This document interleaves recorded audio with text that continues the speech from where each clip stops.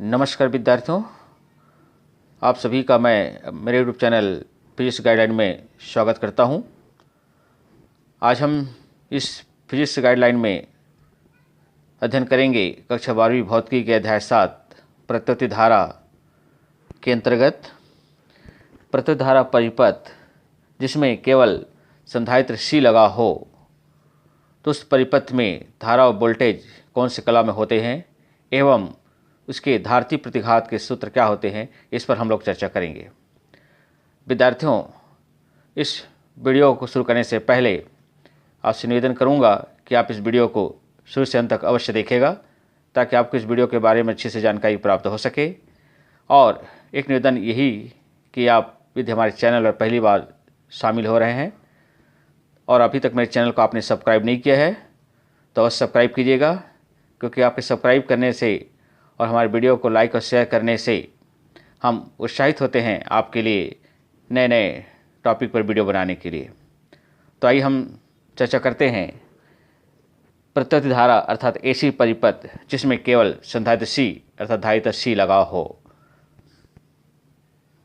तो विद्यार्थियों, जैसे कि इस चित्र में एक संधारित्र C दिखाया गया है जो किसी प्रत्युत वोल्टेज स्रोत के साथ जोड़ा गया है।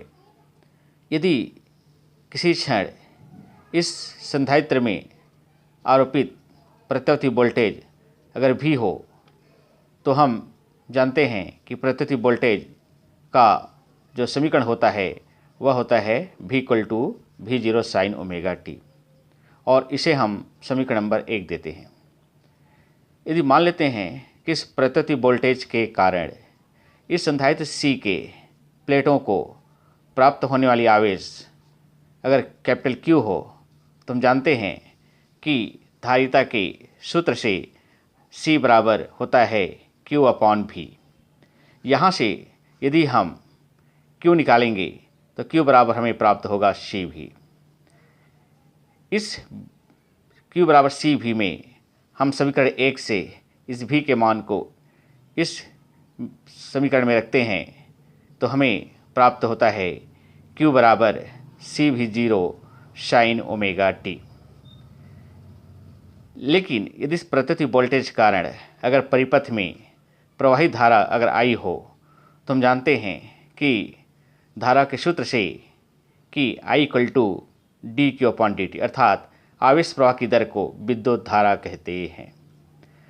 अब हम इस I बराबर dQ/dt में इस Q के मान को रखते हैं तो हमें समीकरण प्राप्त होता है I बराबर d/dt CV0 sin ωt। इस समीकरण को हमें समय t के सापेक्ष अवकलन करना है। तो इस समीकरण में उसी राशि का अवकलन होगा जिसमें समय t लगा हो, अर्थात इस समीकरण में CV0 एक अचर राशि है, अतः इसे हम लिख सकते हैं I = CV0 d/dt sin ωt। लेकिन इस sin ωt का यदि हम समय t के सापेक्ष अवकलन करें तो हमें समीकरण प्राप्त होगा जो निम्नानुसार है।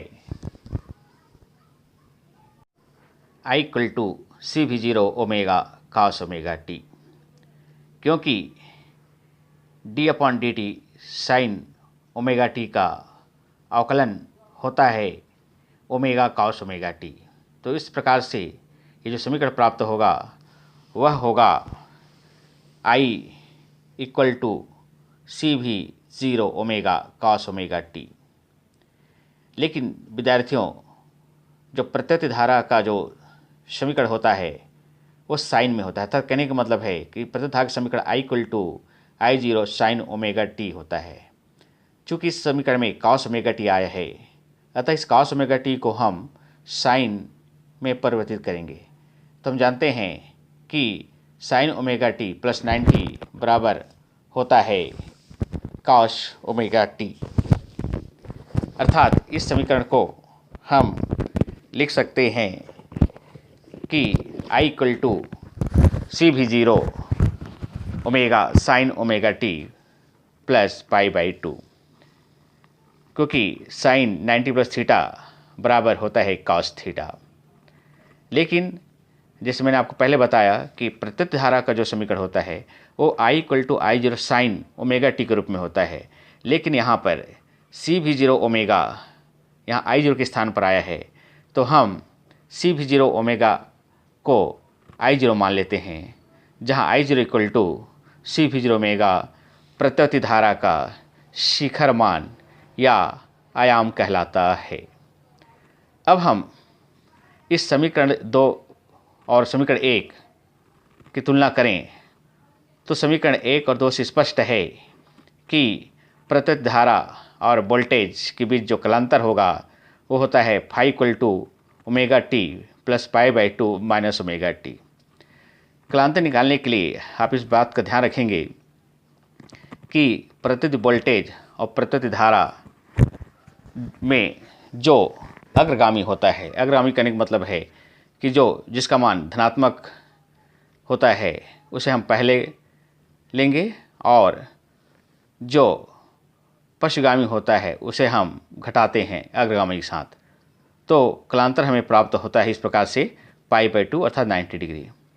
अर्थात कहने का मतलब यह है विद्यार्थियों कि समीकरण 1 और 2 से स्पष्ट है कि प्रत्यक्ष धारा परिपथ जिसमें संधायित्र C लगा होता है उस परिपथ में प्रत्यक्ष धारा प्रत्यक्ष वोल्टेज से 90 डिग्री अग्रगामी होता है। आप समीकरण 1 और 2 को देखेंगे तो समीकरण 1 V = V0 sine omega T और समीकरण 2 I = I0 sine omega T + π/2, अर्थात प्रत्यक्ष धारा वोल्टेज से 90 डिग्री अग्रगामी है, अर्थात वोल्टेज का मान यहाँ पर कम है और धारा का मान अधिक है। अतः इस स्थिति में प्रत्यक्ष धारा और वोल्टेज के मध्य जो ग्राफीय निरूपण होगा वो इस प्रकार से होगा, और इस स्थिति में स्पष्ट है कि प्रत्यक्ष धारा और प्रत्यक्ष वोल्टेज के मध्य कला आरेख एवं फेजर आरेख को हम निम्न प्रकार से प्रदर्शित कर सकते हैं। जैसे आप देख रहे हैं कि इस परिपथ में जो प्रत्यक्ष धारा है वो प्रत्यक्ष वोल्टेज से 90 डिग्री अग्रगामी है, तो उसे अग्रगामी मतलब ऊपर, यानी धारा का मान अधिक है और वोल्टेज का मान कम है। यदि हम वोल्टेज को पश्चगामी दिखाना चाहें तो वोल्टेज को हम डाउनवर्ड में अर्थात नीचे की ओर लेंगे और धारा I को क्षैतिज दिशा में लेंगे। तो इस स्थिति में यहाँ पर ये पता चलता है कि वोल्टेज धारा से 90 डिग्री पश्चगामी है और इससे यहाँ पता चल रहा है कि धारा वोल्टेज 90 डिग्री अग्रगामी है।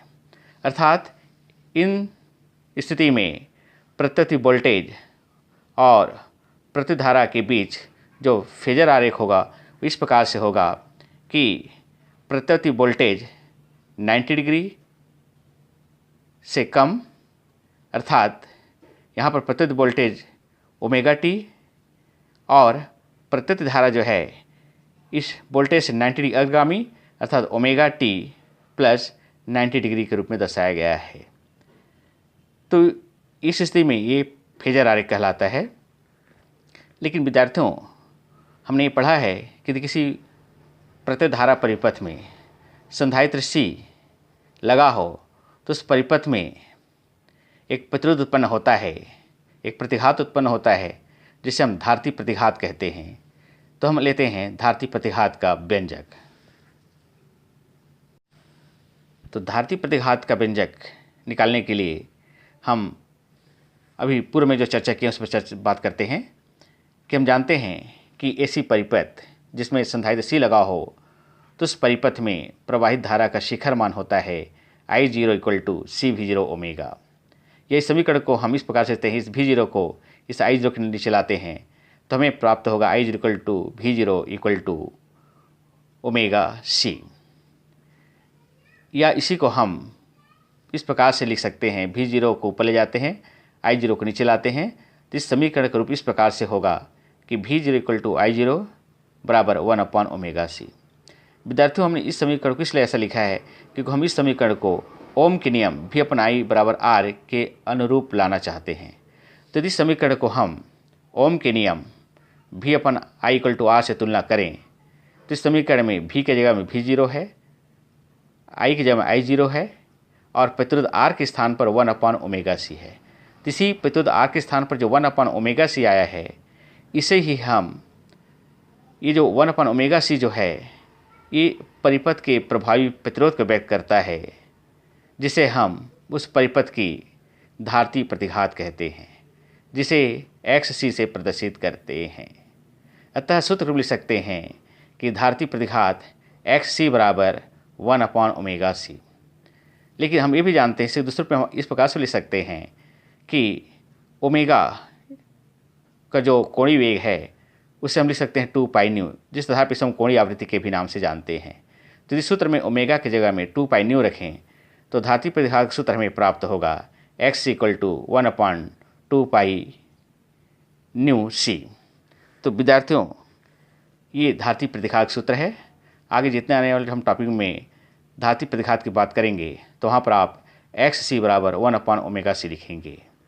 तो विद्यार्थियों, आप इस वीडियो को एक बार रिवाइंड करके शुरू से अंत तक अवश्य देख लीजिएगा, ताकि और वीडियो अच्छे समझ में आ जाए, टॉपिक अच्छे समझ में आ जाए। और यदि आपको अच्छा लगता है ये वीडियो, ये टॉपिक, तो आप अपने दोस्तों को शेयर कीजिएगा, हमारे इस वीडियो को लाइक कीजिएगा। एक बार पुनः हमारे आपसे निवेदन है कि हमारे चैनल को आप अवश्य सब्सक्राइब कीजिएगा, और हम एक नए वीडियो के साथ आपके सामने पुनः उपस्थित होंगे। तब तक के लिए आप सभी को जय भारत, जय हिंद।